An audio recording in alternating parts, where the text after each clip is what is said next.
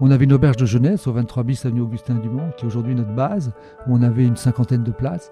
Et on a commencé là à accueillir effectivement 54 demandeurs d'asile. Et j'ai dit au préfet, je lui ai dit surtout ne me voyez pas comme un marchand de sommeil. Moi, ce qui m'intéresse, c'est de tout faire pour sortir ces personnes de l'hébergement d'urgence payé par l'État. Voilà, donc on a essayé de bien les loger dans des studios meublés le plus agréablement possible pour eux, mais avec cette idée que c'est une période transitoire et qu'il faut absolument les accompagner vers l'insertion. Très importante. Ne croyez pas que les personnes qui fuient leur pays n'ont qu'une envie, c'est de vivre en France. Ils préfèrent, pour beaucoup, nettement vivre et retourner dans leur pays. Bon, quand ceux qui vivent le Rebound Trip, ça fait 4 ans, c'est une expérience dans leur vie qu'ils n'oublieront jamais, que ce soit les bénévoles ou les rebounders. Pourquoi ? Parce qu'ils découvrent une relation avec l'autre sans laquelle on ne peut pas être heureux sur cette terre. Ils découvrent que la terre, c'est un petit village et qu'on est beaucoup plus proches les uns des autres que l'on ne croit. Voilà, et qu'il faut absolument sortir du communautarisme et rencontrer l'autre. Ça s'appelle l'amour de l'autre. Et ça, c'est quelque chose il faut l'expérimenter. Il ne faut pas le raconter, il faut l'expérimenter. Donc l'expérimenter, plus il y a de personnes qui vont l'expérimenter, moins il y aura de rejet de l'autre, moins il y aura de guerre, moins il y aura de division. Voilà. Et donc, plus il y aura de gens qui pédaleront auprès de personnes qui leur paraissent très très très éloignées et qui ne connaissent pas, mieux ce sera. Parce que la communauté est clé, parce que l'entraide nous possède, on a décidé de mettre en lumière tous ces visionnaires. Bienvenue dans le podcast Build a City for Good de Daphne. Bonjour à tous, bienvenue dans ce nouvel épisode du podcast en direct des bureaux de Daphne. Aujourd'hui, on s'est emparé de la salle de réunion avec Alex, on a sorti les micros et Alex, tu vas quitter ta casquette d'investisseur car on va un peu s'éloigner, même beaucoup du monde de la tech. On est ravis aujourd'hui d'avoir à nos côtés Patrick Brissonneau. Salut Patrick. Bonjour tout le monde. Salut Patrick. Enfin tout le monde, vous n'êtes que deux, mais... Bonjour toute la communauté. Il y a toute la communauté derrière. Toute la communauté derrière. Exactement. Nos auditeurs nous écoutent. Oui. Alors Patrick, on va te laisser le micro, mais avant que tu te présentes, je fais un petit récap de pourquoi tu es là et le projet qui nous lie, qui s'appelle Reborn. C'est une association qu'on est très fiers de soutenir chez Daphne. Et Reborn a un projet annuel assez fort qui s'appelle le Rebound Trip, auquel on a eu la chance de participer avec Alex cet été. C'est une traversée solidaire de la France en vélo. Donc 1000 km pour découvrir la fraternité et le vivre ensemble. Et tu le dis souvent, je reprends un peu tes mots, c'est en rencontrant l'autre qu'on constate qu'on est tous frères en humanité. Voilà, ça nous met direct dans le cadre des minutes qui vont suivre ensemble. Ouais. Patrick, du coup, avant de parler de Reborn, est-ce que tu peux nous raconter un peu ton parcours et qu'est-ce qui a créé Patrick, que tu es aujourd'hui ? Je vais pas remonter à l'après-guerre, je vais essayer de remonter dans les années 80. Bon, moi, toute ma vie, j'étais un entrepreneur. J'aime bien partir d'une page blanche, voilà, avec ses succès et ses échecs. Ce dont on se souvient, mes amis se souviennent surtout du salon de l'étudiant que j'ai créé, et puis toute une série de salons derrière sur la mode, la gastronomie, etc. Donc j'avais 25 ans, et puis après j'ai géré toutes les buvettes à Roland-Garros, j'ai une usine de pâtisserie surgelée, voilà, et une chaîne de studios meublés qu'on a créée récemment dans les années 2000, où à peu près 200 studios qui étaient en fait de la para-hôtellerie pour les touristes.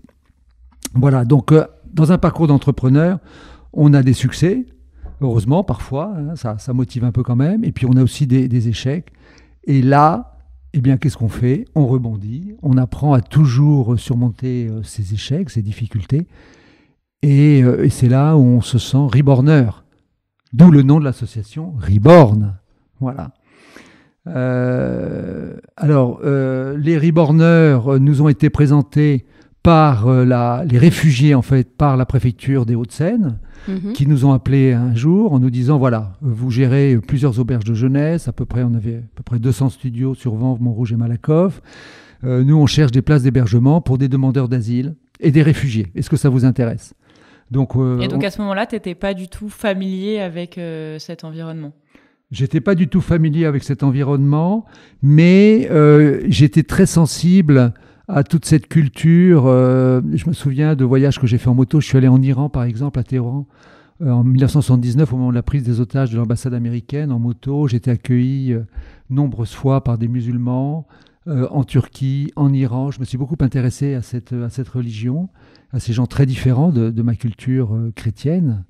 Voilà, et qui sont pas... voilà, et j'y vois une grande richesse, hein, un petit peu comme Sœur Emmanuel qui disait, enfin je ne veux pas me comparer à Sœur Emmanuel, mais qui disait mon drame c'est que je suis chrétienne parce qu'en fait j'aime beaucoup cette religion. C'est bizarre de dire ça, hein, mais on en reparlera peut-être. Mais dans le Ribbon Trip, on les voit pratiquer leur religion, on est très loin de l'image qu'on peut avoir des extrémistes. Hein. Donc on vient toquer à ta porte et on te demande, Patrick, est-ce que tu as des places pour ces demandeurs d'asile ?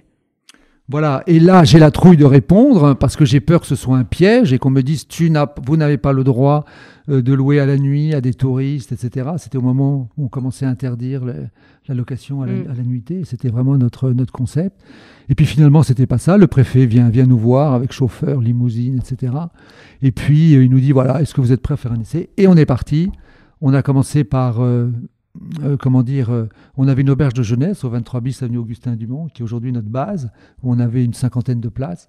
Et on a commencé là à accueillir effectivement 54 demandeurs d'asile. Et j'ai dit au préfet, je lui ai dit, surtout ne me voyez pas comme un marchand de sommeil. Moi, ce qui m'intéresse, hein, c'est de tout faire pour sortir ces personnes de l'hébergement d'urgence payé par l'État. Voilà, donc on a essayé de bien les loger dans des studios meublés le plus agréablement possible pour eux, mais avec cette idée que c'est une période transitoire et qu'il faut absolument les accompagner. Et le but, c'est qu'ils y restent le moins longtemps possible. Tout à fait. Tu voulais les voir le moins longtemps possible. Bah oui. Et après, à ce moment-là, qu'est-ce qu'ils font de leur journée ? Ça, c'est terrible. Là, tu poses une vraie question que je trouve terrible, parce que quand tu as 21 ans, tu n'as rien à faire. Parce que quand tu es demandeur d'asile, donc on est dans un... Alors je ne sais pas si les auditeurs connaissent le processus, mais on arrive le rappeler, ouais. Voilà, très très rapidement. Ils débarquent en France après avoir fait des milliers de kilomètres pendant des mois et avoir dépensé 8 000, 10 000 euros qu'ils donnent aux passeurs pour venir d'Afghanistan ou d'ailleurs. Eh bien, ils passent par l'OFPRA, l'OFPRA, hein, et puis c'est toute une procédure qui peut mettre des années avant qu'ils aient leur papier. Pendant toute cette durée, imaginez qu'ils n'ont pas le droit de travailler, sauf exception, il faut faire une demande, c'est dérogatoire, c'est très compliqué, et ils n'ont pas accès à des formations. Donc c'est terrible. Et nous, quand on les récupère pendant le Ribbon Trip, eh bien, on s'aperçoit qu'effectivement, déjà pour eux, c'est extrêmement difficile de se réveiller à 6 heures du matin. On dit souvent que pas uniquement pour eux d'ailleurs. Le périple des migrants, c'est par exemple cette venue d'Afghanistan en France, mais il démarre aussi. Enfin, c'est le début d'un périple en arrivant en France. Le périple administratif est de recréer sa vie finalement. Complètement. Ils découvrent tout est nouveau pour eux. Non mais c'est dingue. Ils ont déjà quitté. Ils se sont coupés de leurs racines. Les femmes se comportent différemment, les relations entre les gens elles sont totalement différentes. Et puis surtout, ils ne parlent pas la langue. Non, mais imaginez que vous débarquez en Afghanistan, vous ne payez pas le pachto et pas le dari. C'est même pas le même alphabet. C'est hyper. Non, mais c'est complètement. Moi, je trouve ça incroyable. Et maintenant ils ont des cours de français quand ils arrivent, non ? Oui, alors c'est obligatoire hein, avec l'OFI, heureusement. Mais certains sont plus ou moins doués. Hein.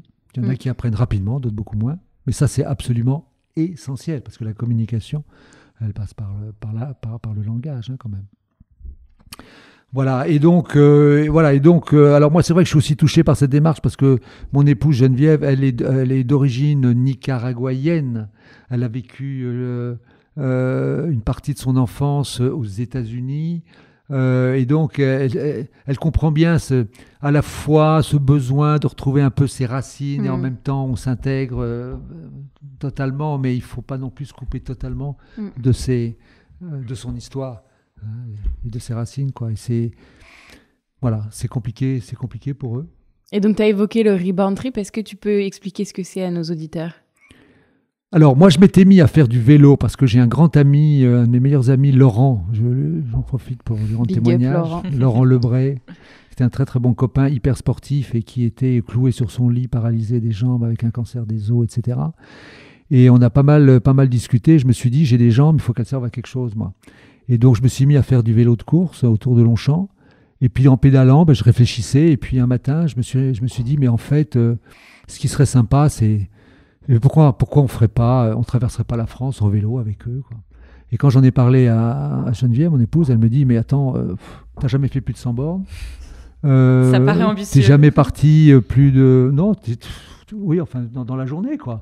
Et quand j'en parle à des clubs cyclistes ou à des vendeurs chez Decathlon, ils me disaient, mais attendez, vous vous rendez pas compte, 1000 km pédaler tous les jours, ça n'a rien à voir avec le fait de faire même 200 bornes en 2 jours. Au bout d'un moment, l'organisme, il fatigue. Alors, on a commencé à regarder sur Internet toutes les calories qu'il fallait absorber. On arrivait à une quantité de bananes.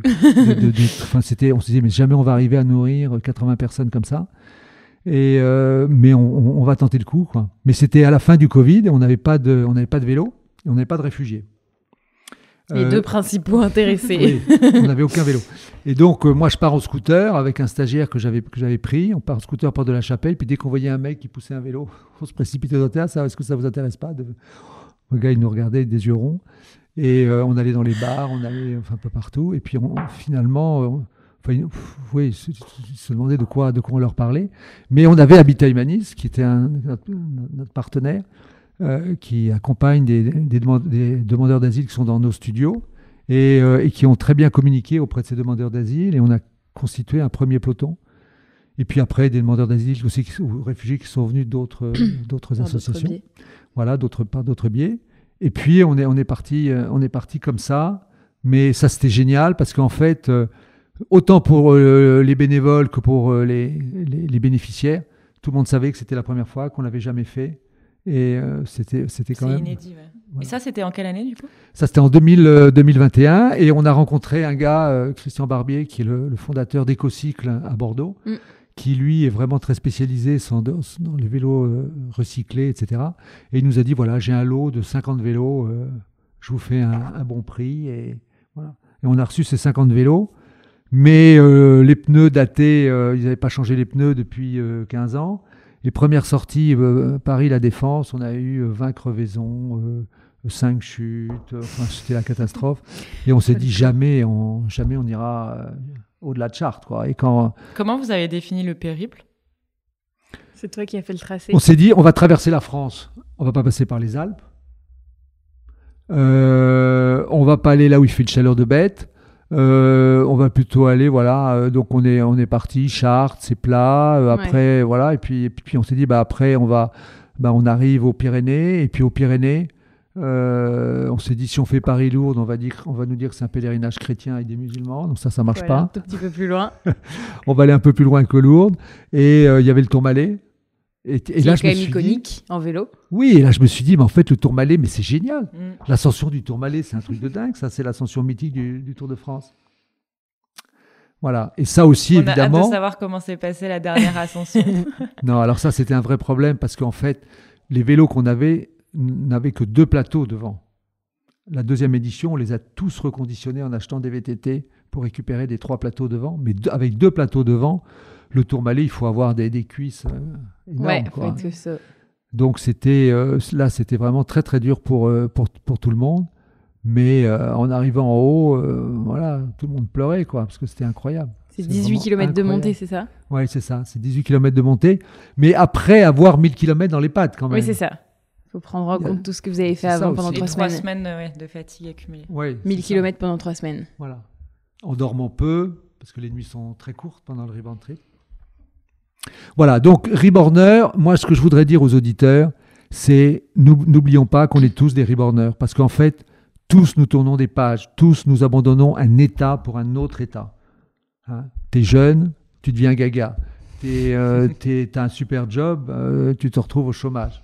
Non, mais vous risquez rien parce que vous êtes brillante et tout ça, mais évidemment, voilà, mais ça peut arriver. Voilà, et donc on a tous comme ça des pages que l'on tourne. Et face à ces incidents de la vie qui peuvent être plus ou moins dramatiques, je pense évidemment à la maladie, eh bien, il faut renaître, il faut rebondir. Voilà.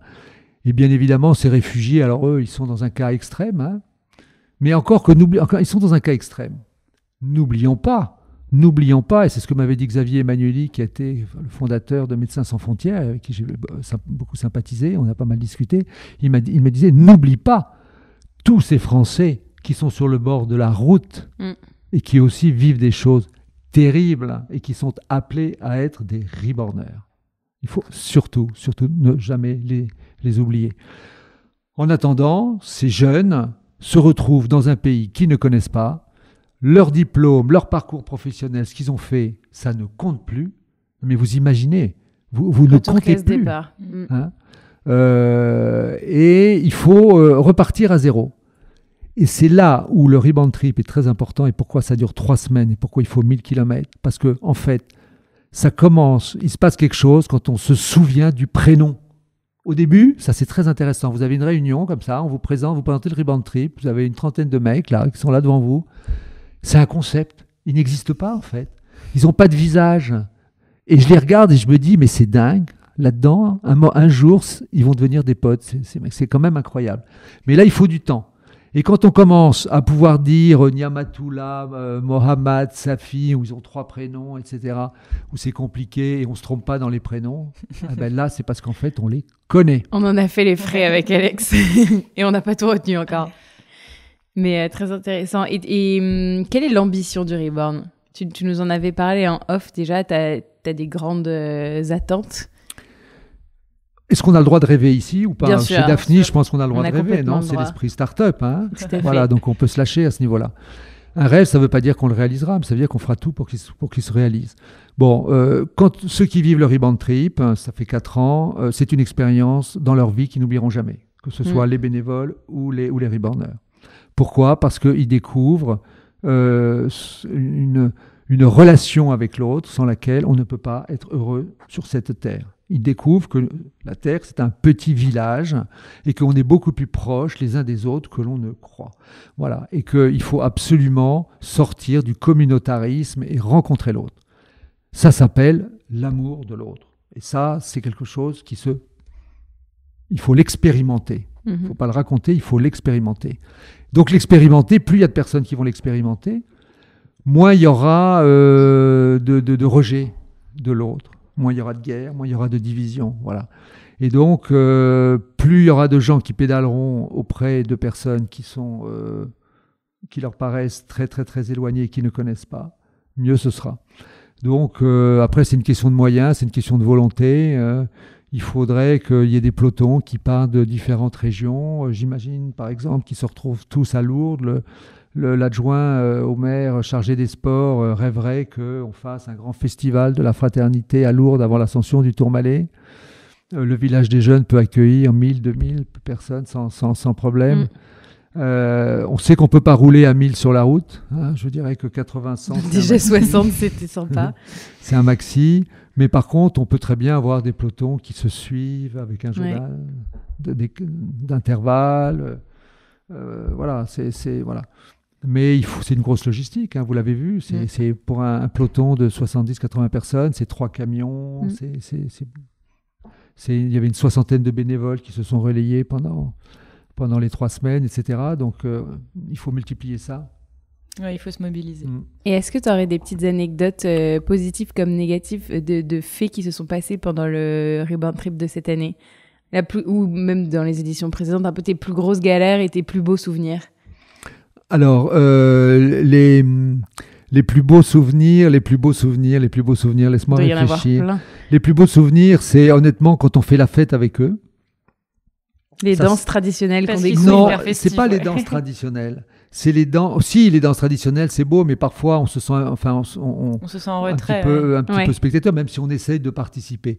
Mais c'est quand on est vraiment tous ensemble et que on sent une chaleur humaine, mais incroyable, quoi. Ça, c'est absolument incroyable. Et en fait, là, on se dit qu'on touche du doigt le vrai bonheur, quoi. Parce que quand on part faire le Rebound Trip, il y a des copains qui vous disent « Putain, mais t'es super courageux, mais c'est incroyable, aller coucher sous la tente avec ces... Oh, des réfugiés. Enfin, ils voient ça comme un pinsomme, quoi. Comme une galère, etc. Ils ne se rendent pas compte qu'en fait, il y a un grand bonheur, il y a une grande joie, vraiment. Donc, quand il y a des moments où on est très heureux avec eux, oui, c'est... Ça, c'est les bons souvenirs. Ça, c'est des très, très, très bons souvenirs. Alors après, les mauvais souvenirs, mais pour moi, les difficultés, c'est important. C'est très important parce que c'est à ce moment-là, moi, ce que je leur dis, c'est que je ne suis pas contre qu'il y ait des moments difficiles entre nous, entre vous, entre nous. Ça, c'est la vie d'une famille. La famille des Reborners, c'est normal, entre frères, qu'à un moment donné, on a envie de se foutre sur la gueule quand on est toute la journée ensemble, etc. Ça, c'est normal. Ce que je n'accepte pas, c'est quand il n'y a pas des gestes de réconciliation derrière et qu'on n'est pas conscient qu'on peut surmonter ça.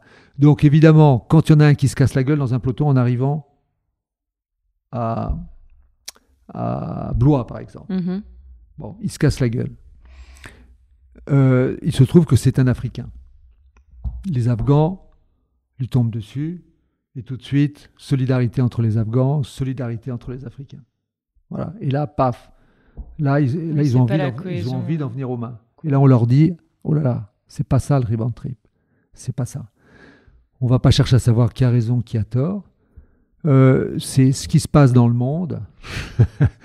C'est là, mais est-ce que là, on assiste au début d'une guerre entre vous, ou est-ce qu'on assiste au début d'une réconciliation ? Et c'est très très beau quand, une heure après, en avoir discuté, eh bien, tout le monde joue au foot ensemble et que, hop, ils oublient. C'est du passé. C'est du passé. Voilà. Super. Et au-delà du Reborn Trip, qui a lieu 3 semaines en été, ils ont un accompagnement tout au long de l'année ? Par exemple, la semaine dernière, les bénévoles ont été à plusieurs réunions de la CNDA, qui est la commission pour les demandeurs d'asile qui ont été rejetés à l'OFPRA, pour les aider à préparer leur dossier, à répondre aux questions. Voilà, ça c'est un énorme travail, par exemple, qui vient en complément de évidemment ce que font les associations comme Habitat Humanis qui nous a accompagnés cette année. Après, il y a les excursions qu'on peut faire avec eux. Il faut continuer ces moments-là. Parce qu'en fait, ce qui serait terrible, c'est de les laisser. Parce qu'ils ont créé une amitié et on ne peut pas les laisser tomber. Quoi. Cultiver. Donc, ces moments-là sont très importants. Après, il peut y avoir des cours de français. Il peut y avoir aussi l'accompagnement vers le travail. Parce que l'objectif, c'est qu'ils trouvent du boulot aussi. Donc, par exemple, c'était la semaine dernière, Solène et Sarah me racontaient qu'elles avaient été prospecter 60 restaurants pour les faire travailler, en demandant des dérogations au préfet, etc. Enfin, des choses très, très compliquées. Très concrètes aussi, si nos auditeurs veulent s'engager. Ouais, et moi, j'ai une question qui est peut-être un peu naïve, mais comment tu expliques qu'un China, par exemple, il est devenu, il a le statut de réfugié, il est afghan, et un Nawid, par exemple, qui est afghan et qui, du coup, a la même situation dans le même pays, il galère et il soit potentiellement renvoyé, alors qu'ils viennent de même endroit et que c'est le même conflit. Oui, parce que en fait, la loi dit de façon très claire que pour avoir le statut de réfugié, tu dois prouver que tu es menacé dans ton pays. Donc, si tu n'apportes pas la preuve que tu es menacé, le juge peut interpréter son libre arbitre et dire non, moi ça ne me suffit pas pour vous donner le statut. Je vais te donner un exemple. J'ai reçu un courrier de menace des talibans suite à l'activité que je faisais si je n'arrêtais pas mon commerce, parce que je vendais des vidéos, ou j'en sais rien. Okay. Bref, bon. Ce courrier, vous l'avez, monsieur ? Non, je ne l'ai plus. Oui, mais vous me dites ça.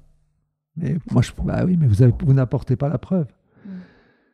Tout est comme ça. C'est-à-dire qu'en fait, à chaque fois qu'ils disent quelque chose, il faut que ce soit prouvé et appuyé. Ils doivent le prouver. Et le fait que le pays soit en guerre, c'est pas suffisant. Un élément suffisant. Non, ça ne suffit pas. Okay. Et là, ces jours-ci, ça suffit de moins en moins dans le contexte politique actuel. Et ça peut devenir dramatique pour eux. Ça, c'est vraiment là ce que vous posez, ce que c'est le sujet des OQTF, obligation de quitter le territoire français. Et ça, c'est dramatique parce que quand on est au QTF, on n'a plus aucune ressource, on n'a plus droit au logement. Donc, c'est Sopranoula, hier, voilà, qui te dit, bon, est-ce que tu peux me filer une tente parce que moi, je vais à les portes de la Chapelle, j'ai plus rien. Je suis afghan, j'ai plus rien. Et en plus, le problème, c'est que lui, il parle très, très, très, très mal le français. Il n'a pas eu de... Enfin, je pense qu'il est même illettré, hein, je pense. Hein. Enfin, tu vois, donc c'est très, très, très compliqué pour lui. Quels sont les messages un peu d'espoir que tu essaies de leur transmettre à ce moment-là? Ça finit toujours par s'arranger. C'est une question de temps. C'est une question de temps. Quand tu es au QTF, par exemple, là, tu es face à un mur, tu dois quitter le territoire. Bon. Si tu es afghan, on ne va pas te renvoyer en Afghanistan. Ouais, tu peux tester un autre pays de l'Union européenne. Oui, mais ça, tu sais que tu as... Aucune chance non plus. Ouais. En général, d'ailleurs, parfois, tu viens d'autres pays et tu es ce qu'on appelle dubliné. Et ça, c'est encore une complication. D'ailleurs, ça peut être très compliqué parce que si tu es dubliné, par exemple, si tu es arrivé en Europe par, je dis n'importe quoi, par l'Italie, on va te renvoyer en Italie. On te renvoie dans le pays, dans le pays qui précède. Dans le pays qui précède. Donc, donc là, tu t'en sors pas. Voilà. Non, mais ce que je veux dire, il faut jamais baisser les bras et c'est ce qu'ils disent entre eux. C'est pas moi qui le dis, parce qu'on pourrait dire, ouais, tu dis ça, c'est facile, toi. Tu l'as jamais vécu. Tu l'as jamais vécu, c'est un peu facile, il faut pas baisser les bras. Non, c'est eux qui se disent ça entre eux. Et même parfois, je me dis, oh là là, il exagère, il dit ça à son copain. Il lui dit carrément, mais t'inquiète pas, c'est juste une question de temps, c'est tout, sois patient. Donc, il faut faire profil bas. C'est-à-dire, il ne faut pas évidemment se retrouver au commissariat. Hein, parce que quand tu n'as rien à bouffer et que tu es tenté de voler une pomme, non, il ne faut pas. Quoi. Il faut vraiment faire très, très profil bas. Et puis, la seule façon aujourd'hui, c'est la régularisation par le travail. Alors ça, c'est schizophrénique en France parce que quand tu es au QTF, tu n'as pas le droit de travailler. Mais t'as pas de papier. T'as pas de papier, tu n'as pas le droit de travailler. Mais pour être régularisé, on te demande des feuilles de paye. Des fiches de salaire. Donc il faut trouver des entreprises qui vont prendre le risque. Alors les particuliers, c'est pas compliqué pour eux, parce qu'ils prennent pas grand risque, d'embaucher un homme de ménage, etc. Ça, ils prennent pas grand risque. D'abord, parce que déjà les contrôles chez soi sont quand même... Il n'y a pas de contrôle déjà. Par contre, quand tu es une entreprise... oui, tu prends un risque. T'es frileux. Les amendes, ça dépend, c'est la discrétion, voilà. Et puis, mais en fait, notre pays a besoin aussi que ces personnes soient régularisées, parce que s'ils sont régularisés, ça veut dire qu'ils vont s'intégrer, ça veut dire qu'ils vont pas devenir des délinquants, ça veut dire qu'on se protège. Moi, le message que je voudrais faire passer. Mesdames, messieurs les auditeurs, les auditrices, attention, le message de Patrick. Oui, le message de Patrick, c'est que ici on est chez Daphne, donc on est dans un environnement où on comprend ce que c'est qu'un bilan, un compte de résultat, un bilan, d'accord. Dans une entreprise, il y a un bilan et il y a un compte de résultat. Il y a des dépenses que vous faites passer dans les charges et il y a des dépenses que vous faites passer dans les investissements. Quand c'est une charge, si cette charge, elle ne crée pas dans l'année un chiffre d'affaires, vous êtes négatif. Donc c'est un coût. Donc vous êtes en perte. Et aujourd'hui, on est dans cette situation en France. C'est comme ça que c'est perçu, et c'est un peu la réalité. On dépense parce qu'on est le pays des droits de l'homme, parce que c'est la Déclaration universelle des droits de l'homme, qu'on est obligé. La loi nous oblige à accueillir des personnes qui sont menacées de mort. D'accord ? On est obligé. Bon, et ces dépenses ne sont pas suffisantes, elles sont une charge, et on n'a pas le résultat escompté. Et là, c'est la merde. Si c'était considéré comme un investissement, ce serait plus une charge dans le compte de résultat, ce serait une dépense d'investissement, ce serait au bilan de notre pays. C'est pas du tout la même chose. Bien sûr qu'il faut sortir le pognon, il faut emprunter, etc. Mais c'est un investissement et on sait qu'on a un résultat à terme. Les Américains sont très endettés, sont plus endettés que nous, mais ils ont investi dans les technologies, etc. Et donc finalement, ça porte la croissance.